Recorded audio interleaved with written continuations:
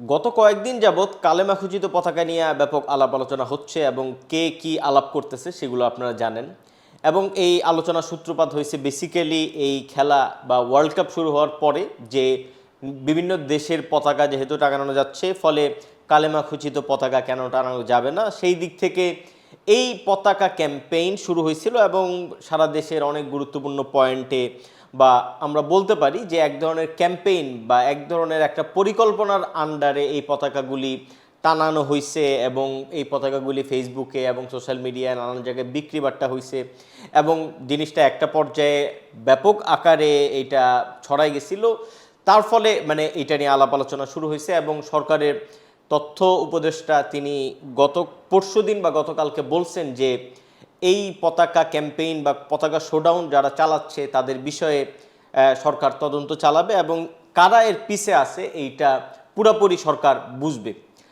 যাই হোক, এই ব্যাপারে সরকারের কি অবস্থান সেটা নিয়ে আমি আলাপ করতে চাই না। আমি এই ভিডিওতে স্পেসিফিকলি যে বিষয়টা নিয়ে আলাপ করতে চাই সেটা হচ্ছে যে বাংলাদেশের ইসলামপন্থীদের একটা মোটা দাগে যদি আমরা ইসলামপন্থীদেরকে ফেরকা ফেরকা ভাগ না কইরা, যারা ইসলামপন্থী ইসলামিস্ট, যারা ইসলামপন্থী রাজনীতি করে বা ইসলামের প্রশ্নটাকে গুরুত্বপূর্ণ মনে করে, এই যে টোটাল ইসলামপন্থী যেই পিপল বা তাদের যেই প্রতিনিধিরা আছে তারা আসলে এই ঘটনাটাকে কিভাবে দেখে সেইটা একটু বুঝতে চাইব। মূলত এই কারণেই আলাপটা মানে করার তাগিদ অনুভব করলাম। আমি তাদের অনেকের আলাপ শুনছি এবং আলাপ শুই না, আমি যেটা মানে ধরতে পারি না সেটা হচ্ছে তাদের একটা ক্লিয়ার অবস্থান, মানে তারা আসলে এই ব্যাপারে তাদের অবস্থান কি। যেমন যেই লোক হারুন ইজহার নামের যেই লোকের কারণে এই পতাকা ক্যাম্পেইন শুরু হলো, পরবর্তীতে তিনি আবার এক ধরনের এই জায়গাটা থেকে সইরে আসলেন। তিনি বললেন যে পতাকা টাঙানো যাবে কিন্তু এটা ওই মানে জঙ্গি সংগঠন ইত্যাদির ওদের সঙ্গে সিম্বলাইজ বা ওদের সিম্বল নিয়ে হাজির হয় এরকম পতাকা ব্যবহার না করাই ভালো। আরেকটা লোককেও দেখলাম আসিফ আদনান, উনিও প্রায় একই ধরনের কথাবার্তা বললেন, কিন্তু তাদের সবারই আসলে মানে কথার ধরনটা এরকম যে মানে মানে ইসলামপন্থীদের বা যারা এই পতাকা ক্যাম্পেইন চালাচ্ছে তাদের আর একটু সতর্ক হওয়া দরকার।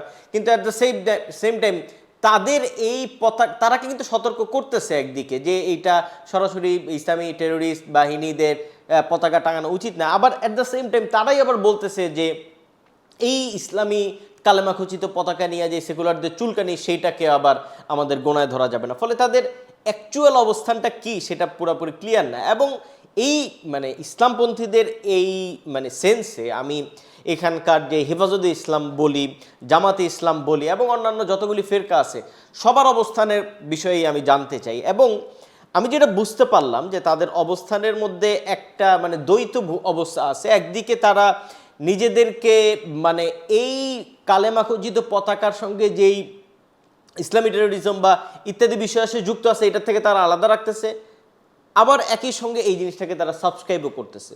ফলে মানে তাদের অবস্থানটা ঠিক কী এটা ঠিক বোঝা যাচ্ছে না। এবং অ্যাট দ্য সেম টাইম যদি তারা এই পতাকাটাকে সাবস্ক্রাইব করে তাইলে এই ক্যাম্পেইনটা যারা চালাচ্ছে তাদেরকে তারা আবার গ্রহণ করবে সেইটাও আবার তারা গ্রহণ করতেছে না। ফলে একই সঙ্গে এই পতাকাগুলি বা এই কালেমা খচিত পতাকার যে উদ্দেশ্য মানে সেটাও আমাদের কাছে ক্লিয়ার না। মানে এটা কি একটা মানে ইগোর মতো যে আপনি ব্রাজিল আর্জেন্টিনার পতাকা টাঙাইতে পারেন, সো আমি কালেমা খচিত পতাকা টাঙাইতে পারি, এইটা একটা ঘটনা।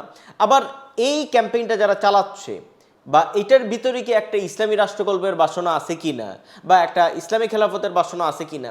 ফলে এখানে যেই মানে ক্লিয়ার প্রশ্নের উত্তরগুলি দরকার সেই ক্লিয়ার প্রশ্নের উত্তরগুলি আসলে ইসলামপন্থীদের কেউই দিতে পারতেছে না। ফলে আমি বোঝার চেষ্টা করতেছি তাদের জায়গাটা, মূলত এই কারণেই আলাপ করতেছি যে তাদের অবস্থানটা আসলে কি। মানে জামাতে ইসলাম তাদের অবস্থানটা আসলে কি। জামাতে ইসলাম তো মানে সরাসরি এই জিনিসটাকে নিচ্ছেও না আবার নিচ্ছেও, একই সঙ্গে হেফাজতে ইসলাম নিচ্ছেও না আবার নিচ্ছেও। এবং যারা মানে এইসব মানে হারুন ইজার বা আসিফ আদনান যারা ইসলামী খেলাফতের কথা দিনরাত করে তারাও আবার নিচ্ছেও না নিচ্ছেও, তাইলে অ্যাকচুয়ালি এটা কোথায় গিয়ে দাঁড়াইলো।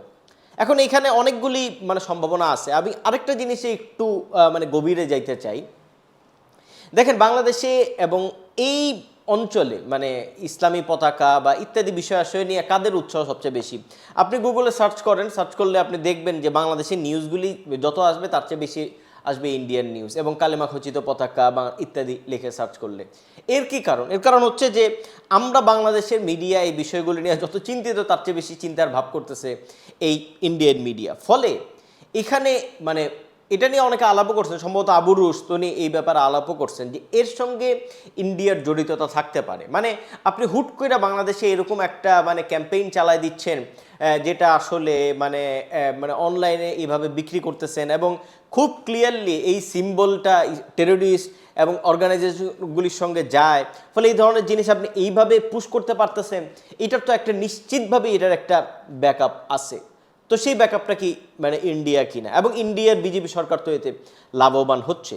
ফলে এই প্রশ্নের উপর রাইখা আপনি যদি এই হারুন ইজার, আসিফ আদনান বা এই যে টোটাল ইসলামের ইসলামপন্থী যে বর্গগুলি আছে মোটা দাগে সবাই, তারা কেউ এই প্রশ্নের উত্তর দিতে পারতেছে না। এবং আপনি পুরা বিষয়টার সঙ্গে এই জামাতে ইসলাম বলেন, হেফাজত ইসলাম বলেন, তাদের টোটাল রাজনীতিটাই আসলে এই প্রশ্নের উপর দাঁড়ায় আছে যে ইন্ডিয়া তাদেরকে ব্যবহার করে, তা বাংলাদেশে জঙ্গিবাদের উত্থান, ইসলামপন্থীদের উত্থান, দক্ষিণপন্থার উত্থান ইত্যাদি ব্যবহার করে ইন্ডিয়া এগুলো করে, এবং তারাও ভারতীয় আধিপত্যবাদ বিরোধী, ভারত বিরোধিতা, ভারতের মুসলিমদের নিধনের বিরোধিতা ইত্যাদি করে তারাও এগুলা মানে পুশ করে। ফলে তারা একে অপরের রাজনীতিকে পুষ্ট করে এবং এই প্রশ্ন তারা কখনোই খোলাসা করতে পারে না যে এর পিছে কি আসলে ভারতই আছে কি না।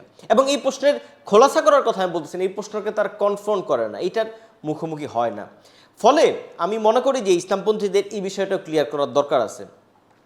দেখেন, মোটা দাগে একটা বিষয় আমরা জানি যে মানে শেখ হাসিনা যে কাজ করছে সেটাও অস্বীকার করার কোনো কারণ নাই, যে এইসব জঙ্গি ইত্যাদি ট্যাগ টুক দিয়া মানে পুরো জিনিসটার মধ্যে একটা মানে ওয়ার অ্যান্ড টেররের যে প্রজেক্টটা ছিল, এই প্রজেক্টের একটা বাংলাদেশি ভার্সন উনি তৈরি করছিলেন এবং এইটার মধ্যে দিয়া জিহাদে বই ইত্যাদি বিষয়াশয় দিয়া মানে হাসিনার শেষ আমলগুলি আমি মনে করতে পারি যে তারা মানে ব্যাপক রকমের নিষ্পেষণ চালাইছে এবং মানুষের উপর এক ধরনের একটা ভয়ের সংস্কৃতি মানুষের মধ্যে তৈরি করছিল। ফলে এইটা একটা বাস্তবতা আছে। সেই জায়গা থেকে বিএনপি সরকারকে আসলে তেমন কিছু চাচ্ছে কিনা, মানে সেই প্রশ্নটাও হয়তো আমাদের করা দরকার। নাইলে বিএনপি সরকার যখন পুরোপুরি মানে মানে আছে এবং স্বরাষ্ট্র মন্ত্রণালয়ের আন্ডারে পুরো সব কিছু, সেই বাস্তবতায় আপনি কি আসলে এই ধরনের একটা কাজ করতে পারেন কিনা?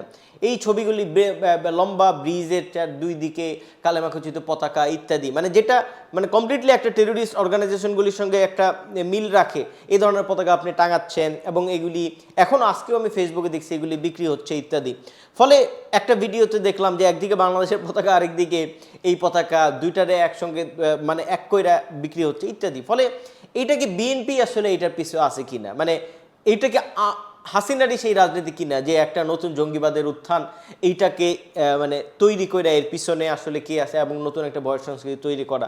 ফলে এই প্রশ্নটা আমাদের করা দরকার। কিন্তু আমি যেই বিষয়টা মানে বিশেষভাবে সবাইকে মানে ইসলামপন্থীদেরকে বিশেষভাবে যে জায়গাটার মুখোমুখি হইতে বলবো সেটা হচ্ছে যে একই সঙ্গে তারা যেমন এই ভারত এইসবের পিছে আছে কিনা এই প্রশ্নটাকে কনফার্ম করে না, একই সঙ্গে তারা আরেকটা জিনিসও কনফার্ম করে না, সেটা হচ্ছে যে এই ওয়ার অ্যান্ড টেররের ছোট ছোট প্রজেক্টগুলি যে বিভিন্ন দেশের সরকাররা চালায় বা বাংলাদেশের যেই হাসিনা চালাইছে, এর বিপরীতে তাদের অবস্থান আসলে কি, তারাও কি কোনোভাবে এই ওয়ার অ্যান্ড টেরর প্রজেক্টকে কি পুষ্ট করে কিনা। মানে আপনি যদি বিশ্বাস করেন যে আপনি খেলাফত কায়েম করবেন এবং আপনি তাইলে আপনি ক্লিয়ার করেন আপনার অবস্থান। যেমন জামাত ইসলাম কিন্তু ক্লিয়ার করে যে তারা এক অর্থে সরাসরি এই ধরনের মানে মানে যুদ্ধ কইরা খেলাফত কায়েম করবে না, তারা গণতন্ত্রের ভিতর দিয়ে যাবে, যা সংসদে গিয়া ইসলাম ফালাই দিয়া মানে রাষ্ট্র সংবিধান বদল করবে এবং তারা ভোটের আগ পর্যন্ত একজন লিবারেল ডেমোক্রেসিতে বিশ্বাস করে। এই ব্যাপারে তারা তাদের মানে সংশোধনী ইত্যাদি তাদের যেই মানে সংবিধান আছে নিজস্ব, সেখানে তারা সংশোধন ইত্যাদি করছে। ফলে জামাত ইসলাম এদিক দিয়ে ক্লিয়ার, কিন্তু অন্য যে ইসলামিক বর্গগুলি তারা আসলে এই ব্যাপারে তাদের অবস্থান কি। মানে যদি আপনি ওয়ার অ্যান্ড টেররের বিরোধিতা করেন এবং একই সঙ্গে আপনি যদি ইসলামিক টেররকে সাবস্ক্রাইব করেন, তাহলে ওয়ার অ্যান্ড টেরর তো এখানে স্বাভাবিকভাবেই আপনার এই অবস্থানের কারণে সে তো তার অবস্থান আরও পোক্ত করতে পারে। ফলে ওয়ার অ্যান্ড টেররের ইস্যু বলেন, ভারতের প্রসঙ্গ বলেন, এই প্রশ্নগুলি আসলে আমাদের এখানকার যে ইসলামপন্থী টোটাল সবারই এই বিষয়গুলি কনফার্ম করতে হবে। এবং আমি যেই জায়গাটা দেখি না বাংলাদেশের ইসলামপন্থীদের মধ্যে যে জায়গাটা দেখি না, এই সমস্যাগুলি, এই প্রশ্নগুলি মোকাবেলা করতে পারে এমন মানুষ। মানে আমি কাউকেই আজ পর্যন্ত পাই নাই যে আসলে একটা আধুনিক রাষ্ট্রে তাদের যেই অবস্থা, ধরা যাক যে একটা ধর্মীয় সম্প্রদায় বা তাদের যে অবস্থা একটা আধুনিক রাষ্ট্রে, তাদের যেই ইগো বলেন, তাদের অস্তিত্ব বলেন, তাদের বাঁচা বলেন, তাদের মানিজ্যত ইত্যাদি সম্মান যাই বলেন না কেন, এই সব কিছু নিয়ে তাদের জায়গাটাকে যে তারা আধুনিক রাষ্ট্রে তৈরি করবে, এই ভোকালটা তাদের মধ্যে নাই। তারা তারা তাদের মধ্যে যারাই ভোকাল হয়ে উঠছে তারাই এই ধরনের অদ্ভুত বিষয়াশয়গুলি তৈরি করে, এবং একটা পর্যায়ে তাদের কাছে আপনি আর কোনো আলটিমেট কোনো প্রশ্নের উত্তর খুঁজে পাবেন না। ফলে যদি ইসলামপন্থীদের মধ্যে সেই ধরনের কিছু মানুষ আমরা পাইতাম যারা এই প্রশ্নগুলি মোকাবেলা করতে পারে, যে আপনি ওয়ার অন টেররের বিরোধিতা করতে গিয়ে আপনি নিজেই ওয়ার অন টেররের মানে একটা পুঁজিতে পরিণত হইতেছেন কিনা, আপনি ভারত বিরোধিতা করতে গিয়ে আপনি নিজেই ভারতের একটা পুঁজিতে পরিণত হইতেছেন কিনা, বিজেপির বিরোধিতা করতে গিয়ে আপনি নিজেই বিজেপির পুঁজিতে পরিণত হইতেছেন কিনা, এই প্রশ্নগুলি মোকাবেলা করতে পারে এরকম কিছু মানুষ যদি ইসলামপন্থীদের মধ্যে তৈরি হয়, তাইলে আমি মনে করি যে আমাদের এই যে সমস্যাগুলি তৈরি হচ্ছে সেগুলি খুব সহজে কাটবে। এবং ইসলামপন্থীদের এই জায়গাগুলিতে মনোযোগ দেওয়া দরকার, যে তারা যে প্রশ্নহীন বা উত্তরহীন একটা বাস্তবতায় বারবার যায় দাঁড়ায়, এবং যেখানে যাওয়ার পরে তারা একই সঙ্গে দ্বৈত অবস্থান ব্যক্ত করতে থাকে, এইটা দিয়ে আসলে রাজনীতিতে অন্তত তাদের কোনো শক্ত অবস্থান তৈরি হয় না। ফলে তারা সেই উগ্রবাদী, সেই গলাবাজি ইত্যাদিতে তারা পর্যবসিত হয়।